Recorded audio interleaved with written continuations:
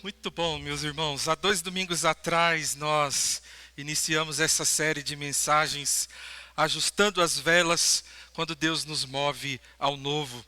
E nós começamos refletindo sobre uma verdade muito importante da vida. Existem momentos em que o cenário muda. Mudam as circunstâncias, mudam as fases da vida, mudam os desafios que enfrentamos. E quando o vento muda, nós não temos o controle sobre o mar, nem sobre o vento, mas existe uma coisa que nós podemos fazer: ajustar as velas. Ou seja, talvez não possamos controlar tudo o que acontece ao nosso redor, mas nós podemos alinhar o nosso coração com aquilo que Deus está fazendo. Para ilustrar isso que a gente tem aprendido nesses últimos domingos, eu contei a história da Lego, mostrando que diante das mudanças da vida, normalmente nós temos essas 4 possibilidades diante de nós. Diante das mudanças, diante de uma nova realidade, diante de um novo desafio que você enfrenta, você pode retroceder, tentando voltar ao passado. Você pode também insistir fazendo as mesmas coisas, mesmo quando elas já não funcionam mais. Ou você pode desistir, que é o mais fácil. Desistir, encerrar o ciclo, abandonar a caminhada. Ou, o mais difícil e desafiador, podemos nos reinventar, ajustando a forma de viver o mesmo propósito. O barco continua o mesmo, o mar continua o mesmo, mas as velas podem ser ajustadas. E nós vimos que isso não é apenas sobre empresas e organizações, mas isso é sobre a nossa vida. Diante de um novo desafio, diante de um novo cenário no nosso casamento, na criação dos filhos, na vida profissional, na vida espiritual, no relacionamento com Jesus, na vida da igreja, nós sempre teremos diante de nós essas 4 possibilidades. Foi então que nós olhamos para Gênesis 12, para o chamado de Abraão. E ali nós aprendemos lições muito importantes sobre como viver o novo de Deus.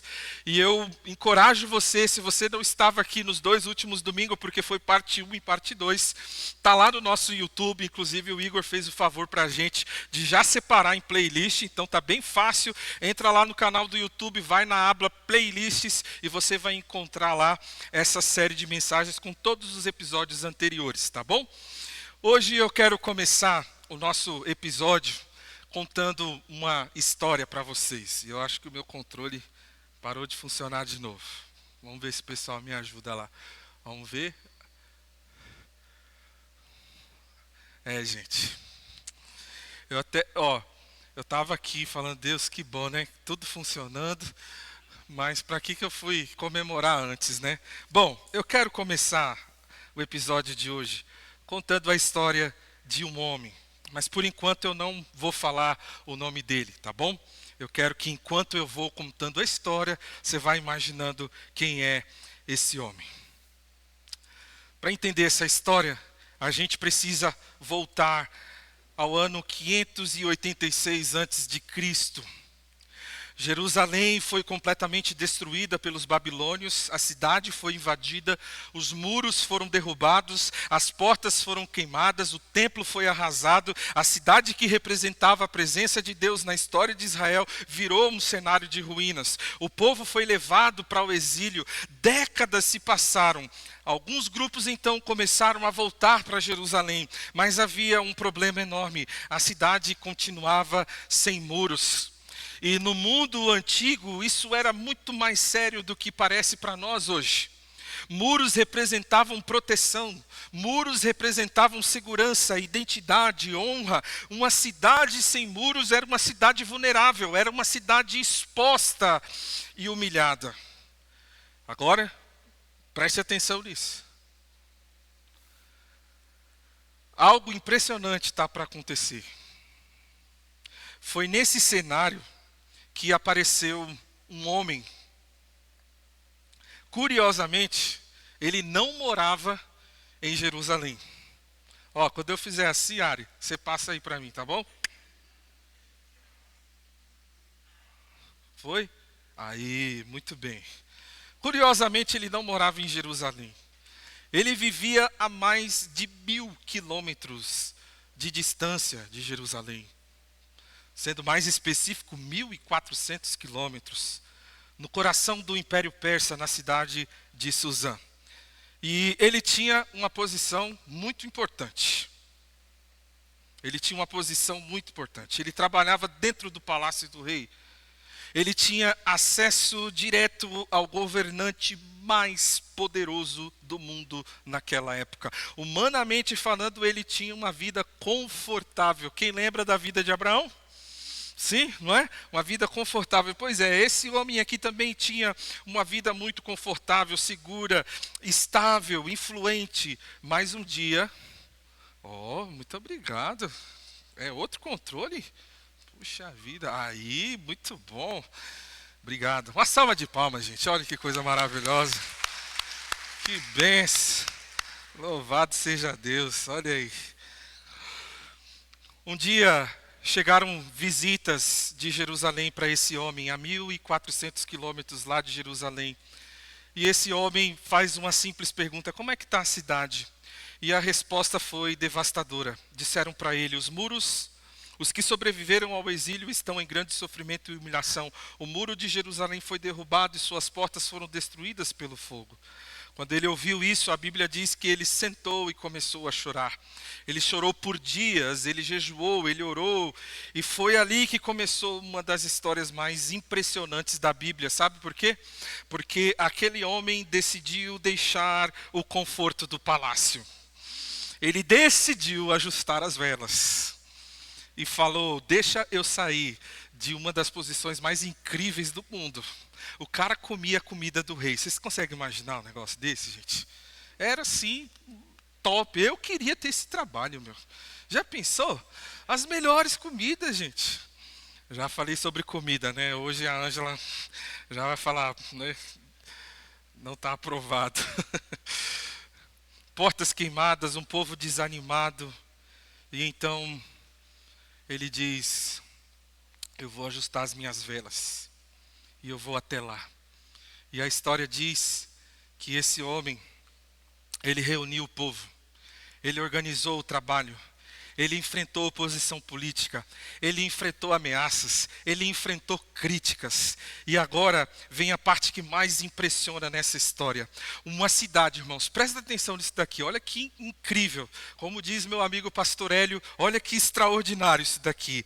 Uma cidade que estava destruída havia mais de 140 anos que Jerusalém estava nessa situação. Essa cidade, ela foi reconstruída em apenas 52 dias.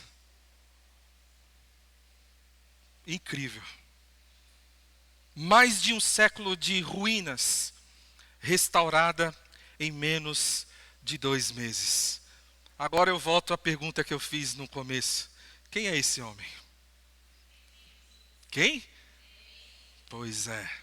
O nome dele é Neemias. Sabe qual que é o significado desse nome? Consolo. Consolo. E a história dele não é apenas sobre reconstruir muros. É sobre ajustar as velas para viver o novo de Deus. E antes de reconstruir os muros, antes de liderar o povo, antes de iniciar qualquer mudança, esse homem, ele fez uma coisa. Ele orou. É isso que a gente vai estar fazendo aqui sexta-feira, viu? Se quiser, 19h30, tá bom? Pode chegar. Agora pensa comigo. Uma cidade destruída por 140 anos, restaurada em 52 dias. Como é que isso aconteceu? Será que foi estratégia? Será que foi habilidade administrativa, gestão? Será que foi liderança? E sim, tudo isso tem o seu lugar. Inclusive, Neemias, ele é lido por pessoas que nem são cristãs. Tamanho o exemplo que ele é de liderança. Mas a Bíblia mostra que a verdadeira história ela começa antes da construção dos muros. Ela começa em um lugar muito invisível. Ela começa quando um homem se ajoelha. Antes de reconstruir a cidade, houve a reconstrução do coração. Antes da mobilização do povo, houve clamor. Antes de levantar pedras, ele levantou um clamor diante de Deus. E é exatamente aqui que começa a história que nós vamos ler hoje. E eu quero pedir que você abra sua Bíblia em Neemias capítulo 1, por favor. Se você não trouxe sua Bíblia, se você não tem problema. A gente vai colocar a projeção aqui para que você acompanhe junto conosco. Neemias capítulo 1, nós vamos ler do versículo 1 até o versículo 9. Eu tenho a missão de expor esse texto hoje com a graça do nosso Deus. Neemias capítulo 1, versos de 1 a 9. Palavras de Neemias, filho de Acalias, no mês de Quisleu, no 20º ano, enquanto estava na cidade de Suzã. Anani, um dos meus irmãos, veio de Judá com alguns homens, e eu lhes perguntei acerca dos judeus que haviam restado, os sobreviventes do cativeiro, e também sobre Jerusalém. Eles me responderam: aqueles que sobreviveram ao cativeiro e estão lá na província passam por grande sofrimento e humilhação. O muro de Jerusalém foi derrubado e as suas portas foram destruídas pelo fogo. Quando ouvi isso, sentei-me e chorei. Passei dias lamentando-me, jejuando e orando ao Deus dos céus. Então eu disse, e aqui começa a oração de Neemias: Senhor, Deus dos céus, Deus grande e temível, que guarda a aliança e o amor leal para com os que te amam e obedecem os teus mandamentos. Que os teus ouvidos estejam atentos e os teus olhos estejam abertos para a oração que o teu servo faz hoje diante de ti, dia e noite, em favor dos seus servos, o povo de Israel. Confesso os pecados que nós, os israelitas, temos cometido contra ti. Sim, eu e o meu povo temos pecado. Versículo 7, irmãos. Agimos de forma totalmente corrupta e vergonhosa contra ti. Não temos obedecido aos mandamentos, aos estatutos e às ordenanças que deste a Moisés, o teu povo. Lembra-te agora do que dissestes a Moisés, o teu servo: se vocês forem infiéis, eu os espalharei entre as nações. Mas se voltarem para mim e obedecerem aos meus mandamentos e os puserem em prática, mesmo que vocês estejam espalhados pelos lugares mais distantes debaixo do céu, de lá os reunirei e os trarei para o lugar que escolhi para estabelecer o meu nome.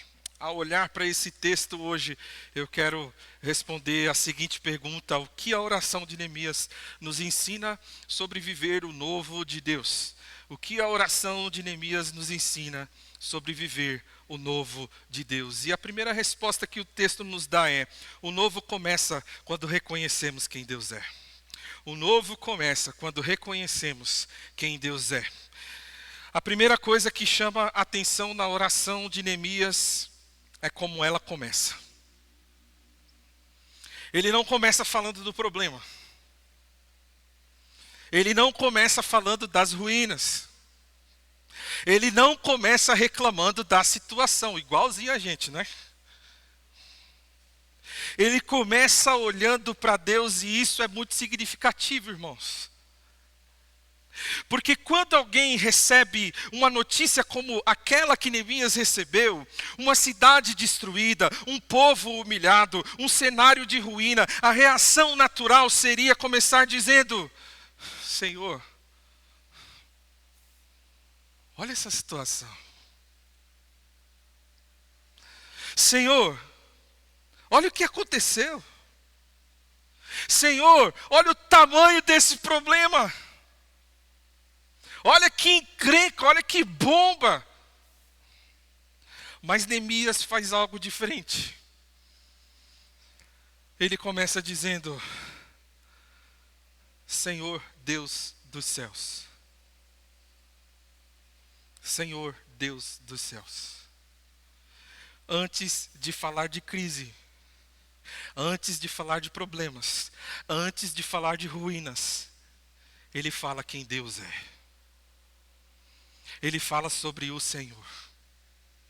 Neemias, ele começa exaltando a grandeza de Deus e ele chama Deus de Deus dos céus. Essa expressão aparece muitas vezes no período pós-exílico. Ela enfatiza algo muito importante, irmãos. Por que faz todo sentido aqui no contexto de Neemias? A ideia é, Deus não está limitado a Jerusalém. Ele é o Deus dos céus.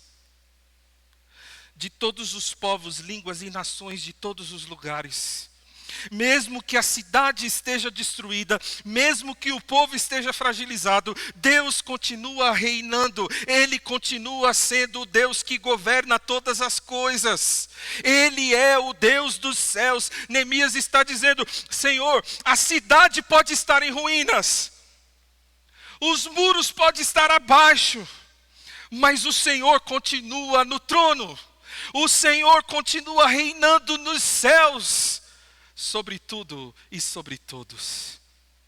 Isso nos ensina algo muito, mas muito importante. Quando nós enfrentamos momentos difíceis, a primeira coisa que precisamos ajustar não são as circunstâncias, mas é a nossa visão de Deus. Não é o problema. A gente foca no problema. A gente foca em solucionar logo. Deixa eu resolver isso daqui de uma vez por todas. Não, o foco de Neemias não é o problema. Não é a cidade em ruínas. Mas é o Deus a quem ele serve. Porque quando a nossa visão de Deus é pequena, irmãos, os problemas são gigantes. Mas quando a nossa visão sobre Deus é correta, quando a nossa visão sobre Deus é um Deus grandioso, como nós acabamos de cantar, os problemas são pequenos. Os problemas são pequenos. Neemias, ele também reconhece o caráter de Deus. Ele continua dizendo, Deus grande e temível.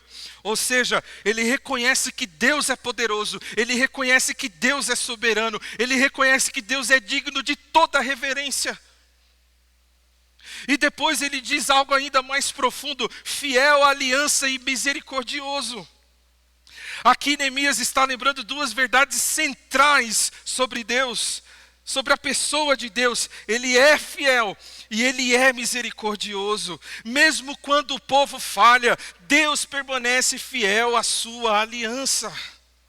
O povo falhou, o povo traiu, o povo adulterou contra Deus, o povo adorou outros deuses. Mas mesmo diante de tudo isso, Deus permanece fiel. Deus é fiel à sua aliança. Neemias sabe que a situação de Jerusalém não aconteceu por acaso. Ela é consequência do pecado do povo. Mas mesmo assim, ele se apega a algo fundamental, o caráter de Deus. Eu sirvo a um Deus que é fiel. Mesmo que eu não seja, Ele é. E eu sirvo a um Deus que é misericordioso. E por Deus ser misericordioso, Ele não me dá aquilo que eu merecia receber. Isso nos leva a uma verdade muito importante. O novo de Deus não começa quando as circunstâncias mudam. O novo de Deus começa quando a nossa visão sobre Deus é restaurada. Antes de Deus construir os muros de Jerusalém, Neemias precisava lembrar quem Deus era. E ele fez isso dizendo que Deus é Deus dos céus, Deus grande, Deus temível, Deus fiel, Deus misericordioso. Ou seja, Deus continua sendo quem Ele sempre foi. A cidade pode estar destruída. O povo pode estar fraco, humilhado, envergonhado, mas Deus não mudou. Irmãos, quando nós sabemos quem Deus é, a fé deixa de depender das circunstâncias. A esperança deixa de depender do cenário. e a confiança passa a descansar no caráter de Deus. Não é sobre o que acontece, não é sobre as circunstâncias, é sobre o Deus a quem eu sirvo. Neemias não começa olhando para os muros destruídos, ele começa olhando para o Deus que continua no trono. A pergunta mais importante para viver o novo não é se você tem recursos.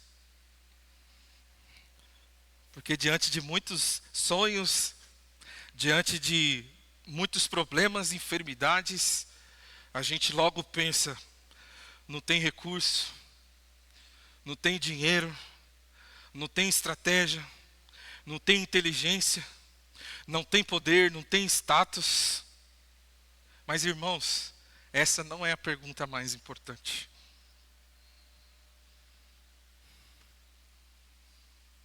Diante do novo de Deus, a pergunta mais importante é: quem é o nosso Deus?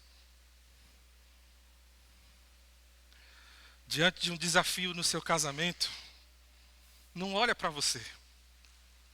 Não olha para o seu cônjuge. Olha para Deus. Diante de um desafio com a criação dos seus filhos, não olha para você. Não olhe para os seus filhos. Olhe para Deus. Diante de um desafio, diante do novo, no seu relacionamento com Jesus, na sua fé, diante de uma crise, não olhe para você mesmo. Não olhe para as suas obras. Olhe para Deus. Diante do novo, na igreja, eu não olho para mim. Eu não olho para as circunstâncias. Eu não pergunto, irmão, se tem recurso ou não. Se a gente tem dinheiro, se a gente tem condições. Eu olho para Deus. Porque eu sei que Ele é grande, é poderoso, é o Deus dos céus. Eu sirvo a um Deus tão grande que os problemas se tornam pequenos. Para quem você está olhando? Como é que você começa as suas orações? Oh Deus, estou aqui mais uma vez, Senhor. Tem misericórdia de mim. Olha só o tamanho desse problema. Neemias dá um soco no nosso estômago, irmãos. E ele começa dizendo: o Senhor é grande. O Senhor é poderoso. O Senhor é fiel. O povo pecou, o povo virou as costas, mas o Senhor é um Deus misericordioso. Essa é a primeira lição que a gente aprende com Neemias. Mas também aprendemos que o novo passa por um coração que se arrepende. No primeiro momento da oração, Neemias reconhece quem Deus é. Mas quando Neemias contempla quem Deus é, algo acontece imediatamente. Ele passa a reconhecer quem Ele é. Perceba aqui o movimento da oração de Neemias. Primeiro ele olha para Deus, depois ele olha para si, e por isso ele confessa os seus pecados. Esse é o movimento, é o processo aqui na oração de Neemias. Ele olha para Deus, ele olha para si, e isso faz ele confessar os seus pecados. O que Neemias reconhece que é? Ele reconhece que é um pecador. Por isso ele confessa isso ao Senhor. E se você perceber, Neemias ele dedicou a maior parte da sua oração à confissão de pecados. Isso mostra para nós o quanto essa prática é importante no processo de viver o novo de Deus. Tem muita gente fazendo muita coisa, mas deixando de fazer o que realmente precisa fazer. Senhor, eu quero fazer isso, eu quero fazer aquilo. Senhor, eu quero viver esse novo do Senhor na minha vida, e isso e aquilo outro, e lá, lá, lá, não sei o quê. Eu imagino Deus olhando e perguntando: como é que está seu coração? Como é que estão suas mãos? Suas vestes?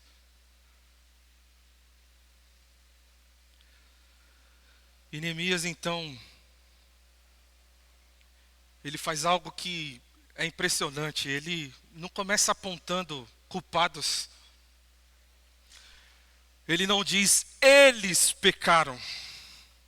Eles afastaram de Deus. Ele diz, nós pecamos. E o que isso significa? Significa que Neemias se identificou com os pecados de uma geração que nem sequer ele havia conhecido. Neemias se identifica com os pecados do povo.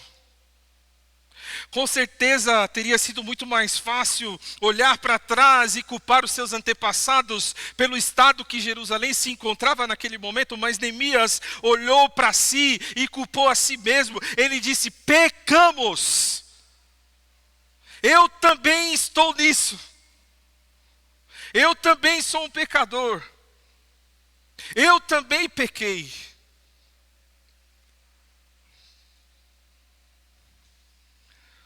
Uma das frases que mais me motivou nesse começo de ano, diante de muitas tribulações, foi a seguinte frase: pastor, se um errou, todo mundo errou. Nós estamos junto com você. Nós erramos. Neemias, ele diz, nós pecamos. Porque o comum é apontar para a liderança e dizer, vocês estão errados. Vocês são culpados. Neemias, ele se coloca junto com o povo e ele confessa que ele também errou, que ele também pecou. E por que Neemias faz isso? Porque ele entende algo muito mais importante. As ruínas de Jerusalém não eram apenas um problema histórico, elas eram uma consequência espiritual. Neemias sabe porque Jerusalém está daquele jeito, porque Deus já havia advertido por séculos antes. Em Deuteronômio, Deus havia dito, se o povo se afastasse da aliança, se abandonasse os mandamentos, se seguisse outros caminhos, eles seriam espalhados e a cidade seria destruída. Ou seja, Neemias olha para Jerusalém em ruínas e ele reconhece, isso não é azar. Porque tem muita gente que diz, né? Nossa, é azar, viu? Olha só. É tão fácil, né? Colocar a culpa no azar, né? Isso não é um problema político, é tão fácil colocar, né, a culpa nos políticos também. Isso é consequência dos nossos pecados, dos nossos erros, da nossa rebeldia contra Deus. Para fazer isso tem que ser cabra macho. Mulher de verdade. E é por isso que ele diz, irmãos, e isso aqui é muito forte, né? É por isso que ele diz no versículo 7, acho que eu não coloquei aqui, ele diz assim, nós agimos de forma corrupta e vergonhosa contra ti.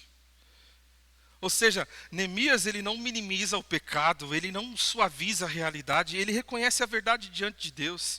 Então, antes de Deus reconstruir Jerusalém, o povo precisava reconhecer, porque Jerusalém estava em ruínas, o povo precisava reconhecer a sua verdadeira condição diante de Deus, porque o maior obstáculo para o novo de Deus não é a fraqueza, irmãos. O maior obstáculo para o novo de Deus é o orgulho. É gente orgulhosa que não reconhece que está errado. Enquanto o coração se defende, se explica, se justifica, nada muda, nada muda. Mas quando o coração se quebranta diante de Deus, a restauração ela começa. Às vezes nós queremos que Deus mude a nossa história, mas nós resistimos quando Deus quer tratar o nosso coração. A mudança da história começa com a mudança no coração. Queremos que Deus resolva os problemas ao nosso redor, queremos que Deus restaure relacionamentos, queremos que Deus abra portas, queremos que Deus transforme circunstâncias, mas na maioria das vezes Deus começa em outro lugar, Ele começa dentro de nós. Porque antes de reconstruir os muros de Jerusalém, Deus trata o coração do seu povo, e isso continua sendo verdade hoje. Às vezes nós pedimos: Senhor, muda o meu casamento, mas aí Deus olha para a gente e diz o seguinte: eu quero tratar o seu orgulho. Às vezes nós pedimos: Senhor, muda a situação na minha casa, mas Deus diz para a gente: eu quero tratar a maneira como você tem vivido. Às vezes nós pedimos: Senhor, muda a minha história, mas Deus começa dizendo: eu quero mudar o seu coração. Deus, muda a minha igreja. Deus olha para você e fala: e você? O que você precisa mudar? E o seu coração? Porque Deus não está apenas interessado em arrumar circunstâncias, problemas, reconstruir muros. Ele está interessado em transformar pessoas. E por isso o caminho do novo de Deus sempre passa por um lugar que muitos evitam. Sabe qual é esse lugar? Arrependimento. Arrependimento. Porque quando o coração se quebranta diante de Deus, quando o pecado é confessado, quando o orgulho é abandonado, então a graça de Deus age poderosamente. Porque onde há arrependimento verdadeiro, sempre haverá restauração e perdão de Deus. Sempre. Um coração quebrantado e humilde não rejeita o Senhor. Talvez nesse momento seja importante a gente fazer algumas perguntas ao nosso próprio coração. E eu quero que você pense nessas perguntas agora. Existe algum pecado na sua vida que precisa ser confessado diante de Deus? Existe algo que você sabe que precisa ser deixado, mas continua adiando? Existe alguma área na sua vida em que você tem tentado justificar aquilo que Deus já chamou de pecado? Existe algo que está escondido, mas que Deus já trouxe à luz no seu coração? Existe algum orgulho que precisa ser quebrado? Existe algum relacionamento que precisa ser restaurado? Existe alguma atitude que precisa ser abandonada? Jerusalém estava em ruínas há mais de 140 anos. E quando Neemias ouve essa notícia, ele não começa com planos, ele não começa com estratégias, não começa organizando um projeto de reconstrução, não, nada disso. Ele começa orando diante de Deus: Senhor, nós pecamos, perdoa-nos. Senhor, tenha misericórdia de nós. É assim que começa a reconstrução e é assim que a gente vive o novo de Deus na nossa vida. É confessando, é dizendo: eu sou pecador e eu preciso da tua graça. Irmãos, o pecado escondido mantém a vida em ruínas, como a cidade de Jerusalém. Mas o pecado confessado abre o caminho para a restauração.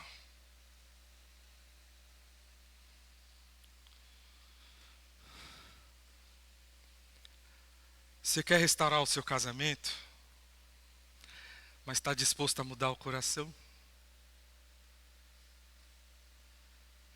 Você quer educar os seus filhos para que sejam homens e mulheres que temem ao Senhor, mas está disposto a mudar o seu coração?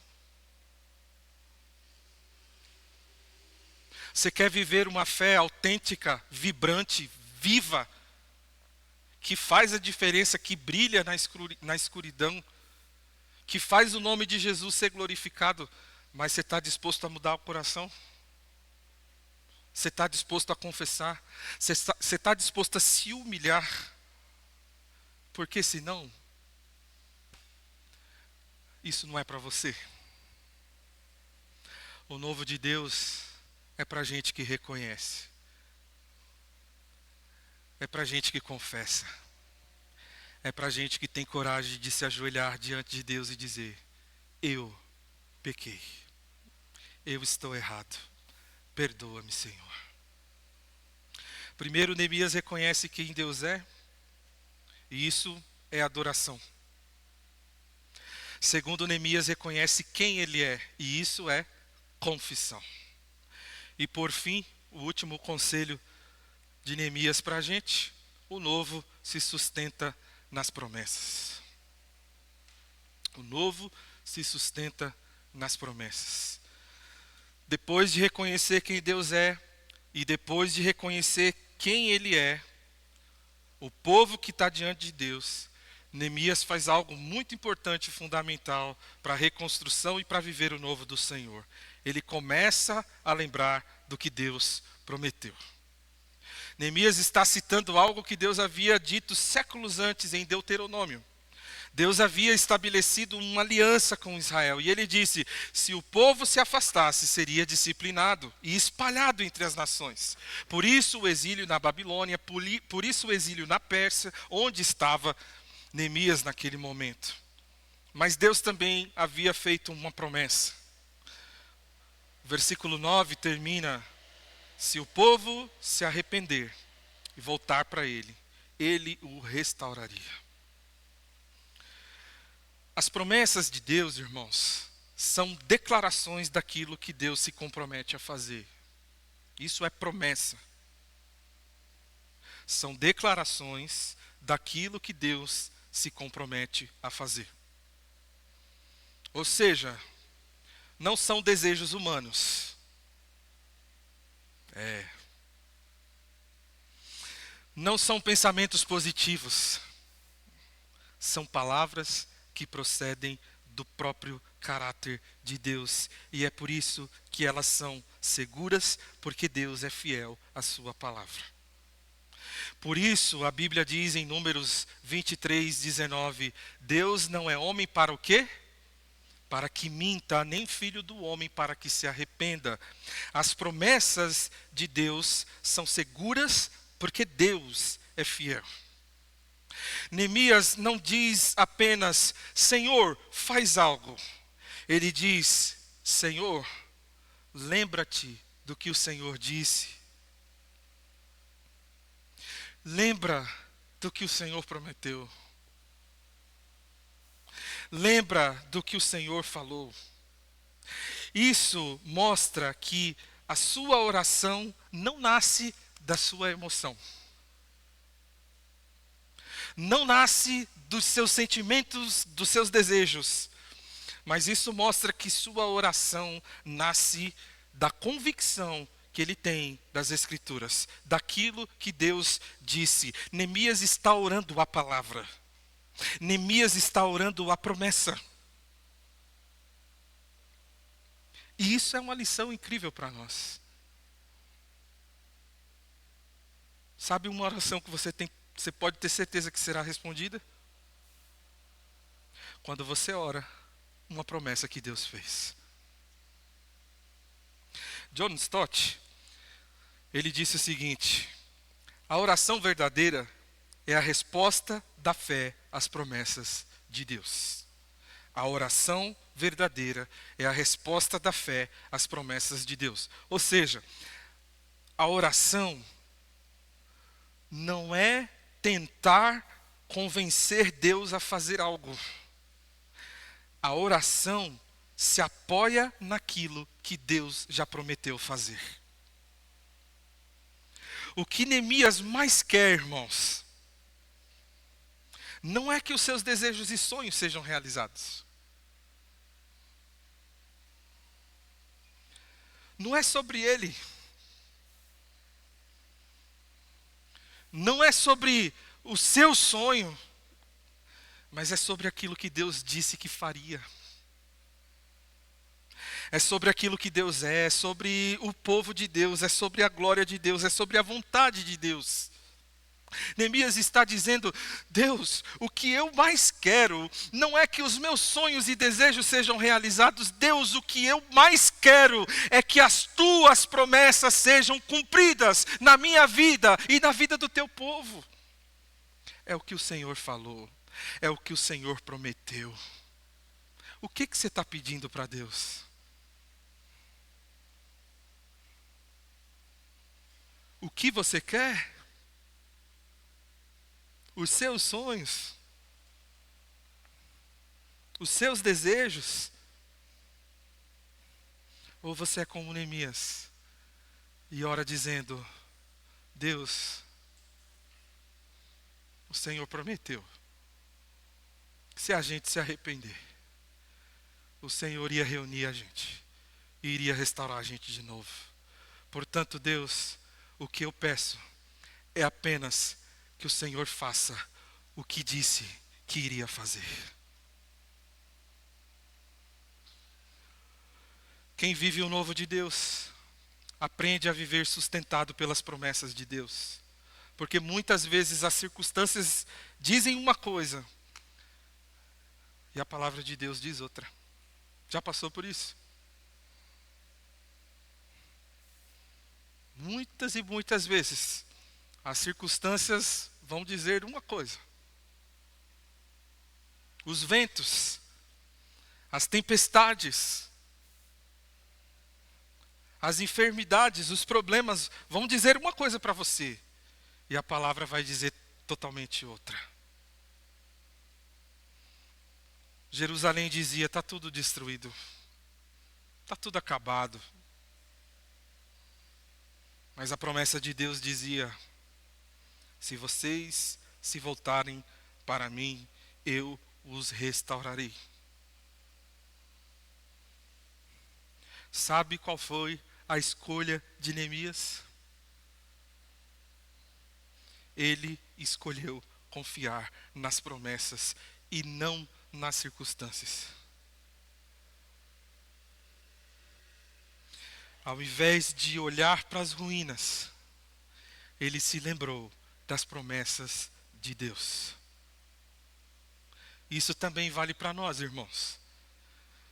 Porque também nós caminhamos sustentados pelas promessas de Deus. A Bíblia, ela está recheada de promessas que Deus fez ao seu povo, que Deus fez para nós. Eu quero lembrar algumas aqui para vocês. Por exemplo, Deus prometeu estar conosco. Jesus disse: e eis que estou com vocês todos os dias até o fim dos tempos. Isso significa que nunca e jamais você caminha sozinho neste mundo, no meio das tuas lutas, no meio das tuas tempestades, diante do novo, diante de críticas, diante de circunstâncias adversas. Tenha certeza, meu irmão, Jesus caminha do seu lado. Jesus está com você. Você não está sozinho. Eu não sei quem é contra você, mas eu sei quem é por você. Eu sei quem é por nós. Deus prometeu nos dar descanso em meio às lutas. Jesus disse: venham a mim todos os que estão cansados e sobrecarregados, e eu lhes darei descanso. Pensa no negócio que a gente vive hoje nos nossos dias. É uma sociedade cansada. Quando você se sentir sobrecarregado, existe alguém que pode te dar descanso. Existe alguém que pode te dar alívio. Promessa de Deus. Pode ter certeza, uma das promessas que eu mais oro é essa. Deus, o Senhor disse que em Ti nós encontramos descanso. Ajuda a minha alma a descansar no Senhor. Traz alívio para as bagagens pesadas da vida. Deus prometeu nos transformar cada vez mais à imagem de Jesus Cristo. A Bíblia diz: aquele que começou boa obra em vocês há de completá-la. Filipenses 1:6. Ou seja, Deus não abandona aquilo que Ele começou. Se Deus começou uma obra na sua vida, que é de transformar você à imagem de Jesus Cristo, saiba disso, Ele vai completar essa obra. Independente do que você passa, Ele vai completar. Ele vai concluir. Ah, como espero o dia em que verei a face do meu amado. E sabe qual será a minha maior alegria? É saber que a minha face se parece com a face de Jesus. Deus prometeu nos dar graça suficiente para cada dia. A palavra diz, a minha graça é suficiente para você, 2 Coríntios 12:9. E você sabe qual que é o contexto desse texto aqui.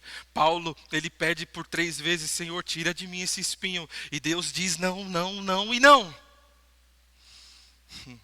Só que depois do não, Deus ele vem e diz, Paulo, eu não vou tirar.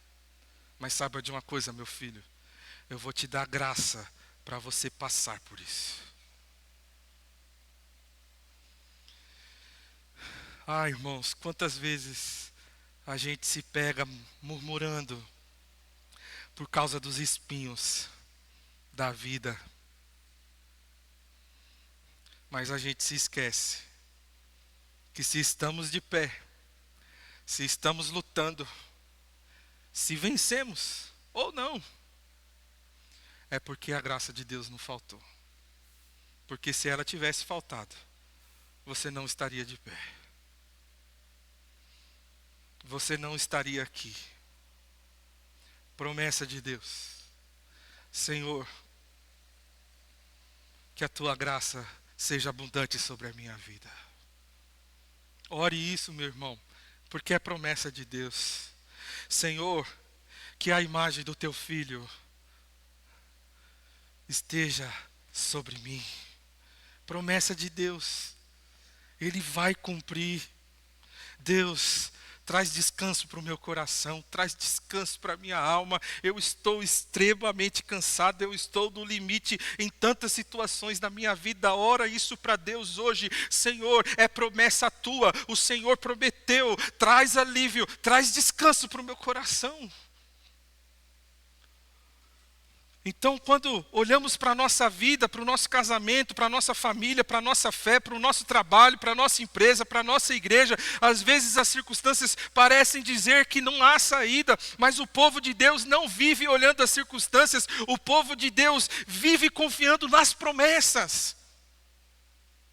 As ruínas podem gritar aos nossos olhos, mas as promessas de Deus falam mais alto ao nosso coração. Eu estou vendo. Porque eu não sou cego. Realmente está tudo destruído. Está tudo em ruína. Mas o que arde no meu coração é, Deus está com a gente. Deus é Deus dos céus. Deus é Deus poderoso e temível. Deus é o Deus que pode reconstruir qualquer coisa. A minha visão diz uma coisa, mas o meu coração pulsa as promessas desse Deus maravilhoso.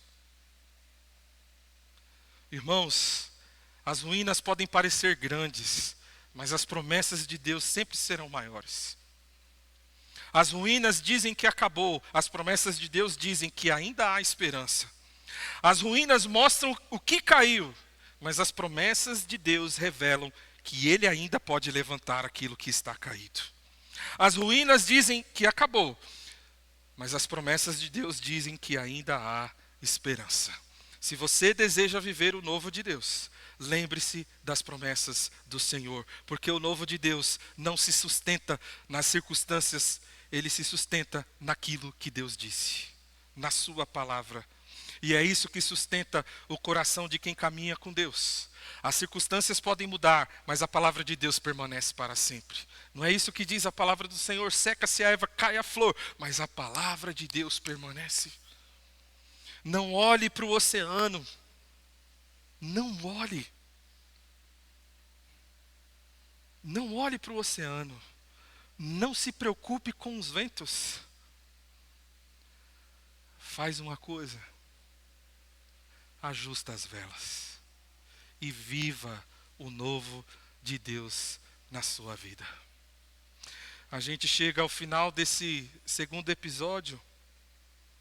Voltando para a pergunta que nós fizemos no início, o que a oração de Neemias nos ensina sobre viver o novo de Deus? E ao olhar para essa oração, nós aprendemos hoje 3 verdades muito importantes. Primeiro, aprendemos que o novo começa quando reconhecemos quem Deus é. Neemias começa adorando, ele lembra que Deus é grande, fiel, misericordioso. Isso nos encoraja, porque independente das circunstâncias, Deus continua sendo quem Ele sempre foi. Ele é o mesmo ontem, hoje e para sempre. Segundo, aprendemos que o novo passa por um coração que reconhece quem nós somos diante de Deus. Neemias, ele confessa o seu pecado. Ele entende que antes da restauração dos muros, era necessário tratar o coração. E isso nos lembra que sempre há perdão e restauração para quem se volta humildemente para Deus. E terceiro e último, nós aprendemos que o novo, ele é sustentado pelas promessas. Neemias não olha apenas para as ruínas, ele se apoia naquilo que Deus havia prometido. E isso nos encoraja, porque as promessas de Deus continuam firmes, mesmo quando as circunstâncias são difíceis e pesadas. Eu quero concluir contando uma história para vocês. Havia uma mulher chamada Mônica. Ela era uma cristã muito piedosa, muito temente a Deus, mas ela tinha um grande sofrimento no seu coração, e eu sei que é a dor de alguns pais aqui. O filho dela havia se afastado completamente de Deus, estava longe, estava distante, e ela vivia, e o seu filho vivia uma vida desordenada. Ele buscava prazeres, seguia filosofias contrárias ao cristianismo, e ele rejeitava completamente a fé. Então, durante anos, aquela mãe fez apenas uma coisa: ela orava todos os dias, ela chorava, ela orava pedindo que Deus alcançasse o coração do seu filho, que Deus tivesse misericórdia dele. Então os anos passaram, mas nada parecia mudar, nada. Já passou por isso? Orar tanto e tanto tempo e parece que nada muda. Mas ela continuou orando. E foram 17 anos orando. 17 anos de oração. Até que um dia algo aconteceu. Aquele jovem, ele teve um encontro com Jesus. A sua vida foi completamente transformada e ele se tornou um dos maiores pensadores da história do cristianismo, uma grande inspiração para mim. Se você ainda não leu os seus livros, você precisa ler. O nome daquele jovem cuja sua mãe orou por lágrimas 17 anos é Agostinho de Hipona, um dos maiores teólogos que já existiu. Séculos depois, ele escreveu algo sobre a sua mãe, que ficou muito conhecido. Ele disse assim, sobre a mãe dele: minha mãe chorou por mim diante de Deus, mais do que outras mães choram pela morte dos seus filhos. Vou repetir: a minha mãe chorou por mim diante de Deus, mais do que outras mães choram pela morte dos seus filhos. E foi através das orações dela que Deus mudou a minha história. Isso nos ensina algo muito importante, irmãos. Às vezes nós olhamos para algumas áreas da nossa vida e nós pensamos: não tem mais jeito, eu estou cansado, já orei tanto. Mas a oração nos lembra de uma verdade: Deus ainda pode fazer algo novo. Deus ainda pode fazer algo novo. Neemias olhou para uma cidade destruída, 140 anos. Mas antes de se levantar para reconstruir os muros, ele se ajoelhou. Porque o novo de Deus não começa quando a gente se levanta. Começa quando a gente se ajoelha e ora diante desse Deus poderoso. É por isso que mais uma vez eu te convido. Sexta-feira a gente vai estar aqui, clamando a esse mesmo Deus de Neemias, para que grandes coisas, conforme a boa vontade dele, aconteça na nossa igreja, aconteça na sua família, aconteça no seu coração, para a glória do nosso Deus. Vamos ficar de pé e vamos cantar essa oração a Jesus nesse momento.